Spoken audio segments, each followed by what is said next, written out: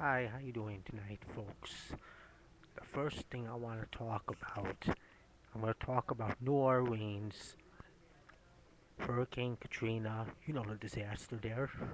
Okay, number one, the first point I want to elaborate on is 2 years before Hurricane Katrina. 2 years before Hurricane Katrina, the U.S. Army Corps of Engineers asked for funding to strengthen those levees there. President Bush said no. The aftermath of what happened. Okay? So, how in the heck can a majority of the people that are in the polls in New Orleans, they're going to vote Republican? I just don't see how you could do that. Look at yourselves in the mirror. Okay, next step I want to talk about. They go even go further on this. Republicans budget cut with our safety. That's one example. I'm going to use a second example. Over in New York City Housing Authority, one of the projects, Taylor White Houses. This happened about a month ago. There was an elevator, two kids were going to school.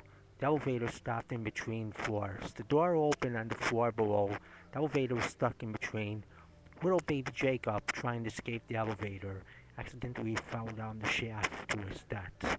This is another case, right here. New York City Housing Authority asked Washington for funds that would have had that elevator replaced 2 years ago. President Bush said no. This didn't have to happen. The New Orleans disaster during Hurricane Katrina, that didn't have to happen. No, it happened because of our Republican leadership over in Washington. Now I'm going to go over to Ohio. Now, I just cannot believe in Ohio that Barack Obama only has a mere 3-point lead there. I just can't believe that. How in the heck can a majority of youth people in Ohio be voting Republican? Quit so many people there to where Barack Obama only has a 3% lead in the polls. Can so many people there be voting Republican? I just don't understand that. Number one, President Bush is the reason why so many of your factories they're closed, and so many of your factories they're laid off so many workers. And things that used to be made here are no longer made here. They're made in China. There's been a large outsourcing of jobs over to China. Okay, high unemployment, and the free trade agreement with China needs to be done away with 60% of with tariffs put on 60% of the goods coming from there to get our industries and our jobs back here. Vote for McCain. That's not going to happen. Vote for McCain. You're just going to have 4 more years of the same Bush policies. You're going to have more budget cutting done with our safety, crumbling, as you know, crumbling infrastructure, bridges need to be fixed and all that. And it's not going to happen because Bush will just say no. You know what I'm saying? So you got New Orleans, you got the thing over there with the elevator that I just mentioned, and now this thing with the jobs. You go to Midtown Manhattan, which used to be a very bustling area down in the dirties. There used to be garment factories there. Most garments were made here in this country here, and New York was a very busy center of that. Guess what? Go there now. Most of those buildings are empty. What used to be made here, it's made in China now. Another example I'm going to put down is the Pfizer plant over in Williamsburg. That's been closed about a year ago. It was in Williamsburg, Brooklyn. Pfizer plant where pharmaceuticals were made here. That plant is now closed. Guess where those pharmaceuticals are made now? They're made in China, my friend. Those jobs are gone. The corporate headquarters is still here, though. What has happened during the Bush years is Bush has given budget cuts to corporations. Of $200 billion worth of budget cuts to corporations, and guess what? But a lot of these corporations did.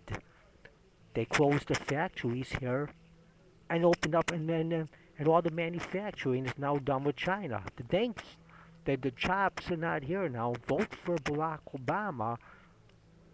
Corporations and companies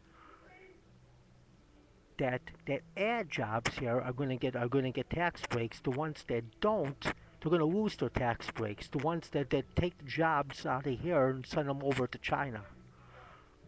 Okay, another example I'm going to put down is the bridge that collapsed in Minnesota. That was also a crumbling bridge. Funding was asked from Washington for funds to fix to do the repairs on it. Bush said no. They would say, you know the aftermath of what happened there. The bridge crumbled. Luckily, it crumbled pretty much in one piece to where hardly no one got killed. That could have been a real big disaster, my friend. Okay, the next thing I want to talk about. Next thing I want to talk about is I want to talk about I want to talk about the mass transit subsidy cuts that have taken place under our Republican leadership, starting from Ronald Reagan on down. Okay, in 2002, you could buy, and I'm sure there's been fare hikes in many transit systems across the United States. 2002, if it's possible to buy a Metro card, a limited use Metro card for $67 to get around New York and on the buses and subways. 2008, that ain't 67 no more, my friend. That's 1982. That's $82. And a lot of people cannot afford $82 in one shot. So a lot of people get stuck having to buy it because either comes down to it's either pay 82 in one shot or don't pay your rent. So a lot of people get stuck having to pay more, like me, where I'm stuck having to get the $25 weekly unlimited use Metro cards, spending $100 is for the buses and subways, where I used to only spend and have to spend in 2002 for 67. That's all money that could have been saved up. Reason why? Because of our Republican leadership, my friend. All these subsidy cuts that have been eroded from mass transit, starting with Ronald Reagan with his transit UMTA transit assassin chief Ralph Stanley. That's number one. Number two, it continued under George Bush the father. And back in 1982, when this all started, the transit fares in New York were only 50 cents. Now, my friend, $2. And what I just described to you, and the subsidy cuts continued to be rolled under our Republican governor Pataki, and they continued with the reform of Republican Mayor Giuliani. We got another Republican Mayor Bloomberg, who tried to he's not really a Republican. He's more a Democrat, but went Republican, thinking that he was not going to get elected. There was going to be tricks played. He tried to get funding for mass transit, and now they're facing a $900 million deficit, possibly no transit service after 2 in the morning.